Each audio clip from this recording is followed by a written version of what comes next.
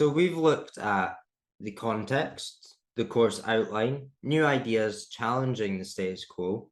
What is the problem that we're trying to solve here? Bitcoin, where did it come from and why? Bitcoin is digital cash. What makes Bitcoin special? And now we're going to look at Bitcoin is too volatile. Now, you understand the concept of the 4-year halving cycle now.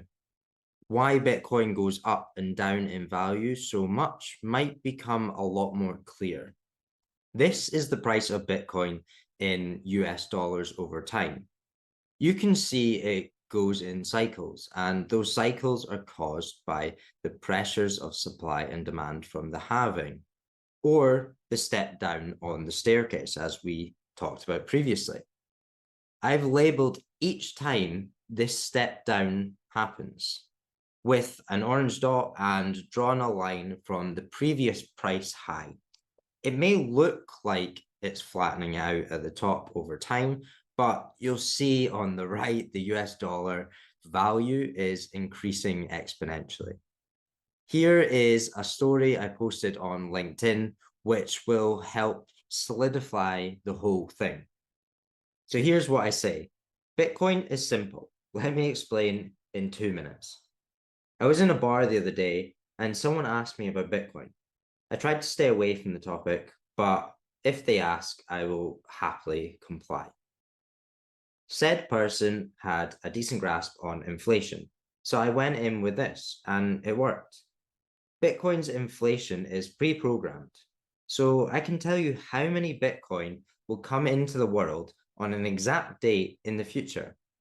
So the date that I posted this was the 19th of October, 2023. So on that date, there was 900 new Bitcoin entering the world. So if you project this out, the 19th of October, 2050, I can tell you that just over 7 Bitcoins will enter the world. Now, he understood that money printing devalues his currency. So I asked, how much will the pound inflate by 2050? To which he responded, I have no idea. Job done. It began to click, and he's now off exploring Bitcoin. I can now confirm that he has bought Bitcoin.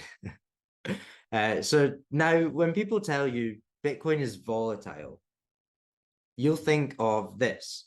And yes, it may be volatile in the short term, but Bitcoin is not, I want to emphasize that, is not a get rich quick thing. It's about revolutionizing how we transact in the digital age. And building that takes time, and it should take time. Now that you have a lot of knowledge about Bitcoin and hopefully have a grasp of the basics, not necessarily all of them, as I said, these things take a long time to learn. And this course was built just to spark your curiosity into Bitcoin and make it a little bit more digestible and non-technical.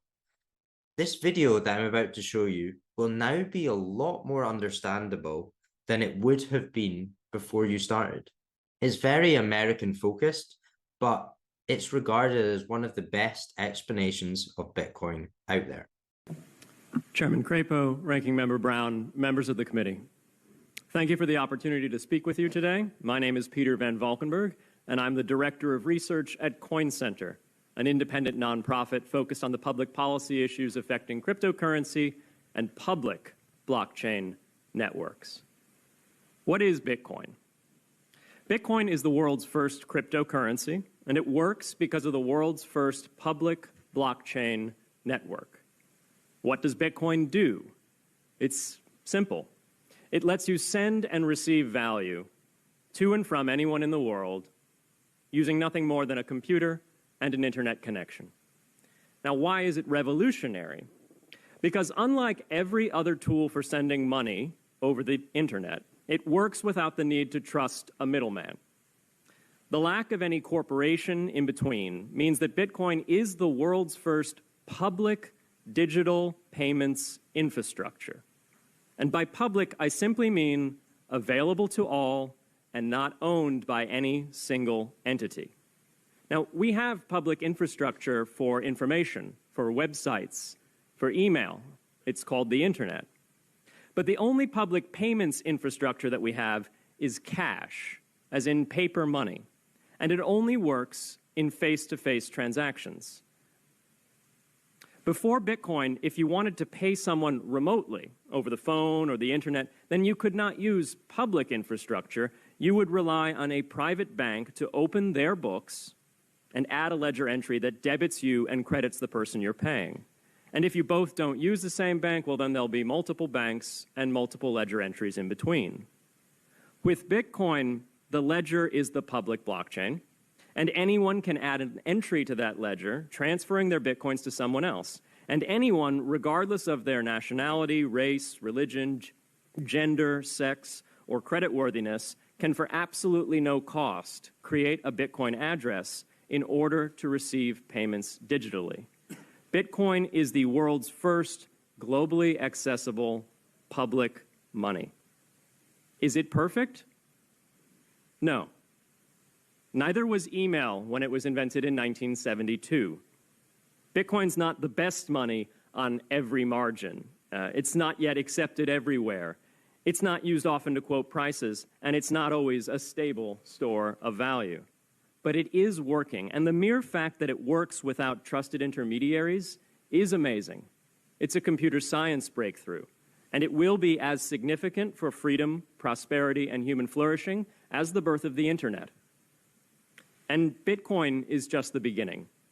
If we can replace private payments infrastructure, then we can replace other private choke points to human interaction as well.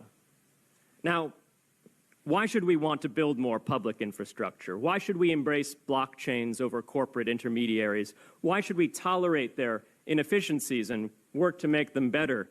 Why should we want the pioneers of this technology here in the United States and not fleeing overseas? A simple reason: because the corporate intermediaries providing today's critical but privately owned infrastructure are becoming fewer, larger, and more powerful, and their failures are increasingly grave. So roughly half of all Americans, 143 million people, had their Social Security numbers exposed to hackers because of a breach at Equifax.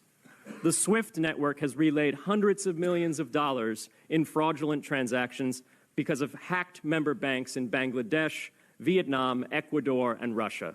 The FBI suspects now that the largest of these hacks was perpetrated by North Korea. Corrupt, low-level employees at an Indian bank, Punjab National, were able to fraudulently certify SWIFT messages, stealing $1.8 billion. It's the largest electronic bank robbery in history. In fact, it's the largest bank robbery in history.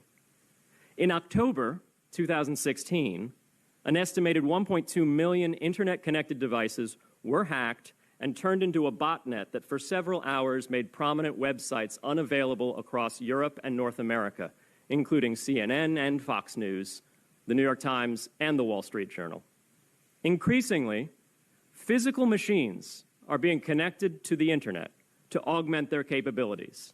They're wired through servers that are owned and maintained by private and trusted intermediaries, the so-called Internet of Things.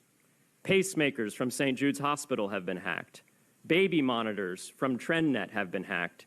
And Jeeps from Jeep have been hacked to the point where they can be remotely commandeered and driven off the road. Now, those vulnerabilities are inescapable in systems that have single points of failure. It doesn't matter if the point of failure is a corporation or if it's a government. There shouldn't be a single point of failure. Similar choke points existed before the internet. If you wanted to deliver a message, you'd have to go through one of 3 television broadcasters or a handful of newspapers. Private corporations are essential, but no critical infrastructure should rely on 1 or 2. The internet removed single points of failure in communications infrastructure and ushered in a wave of competition among new media corporations building on top of its public rails. Blockchains can similarly disintermediate critical payments and IoT infrastructure. The technology is not yet ready to answer all of those questions today, but it is our best hope. And as with the internet in the 1990s, we need a light touch, pro-innovation policy to ensure that these innovations flourish in America for the benefit and security of all Americans.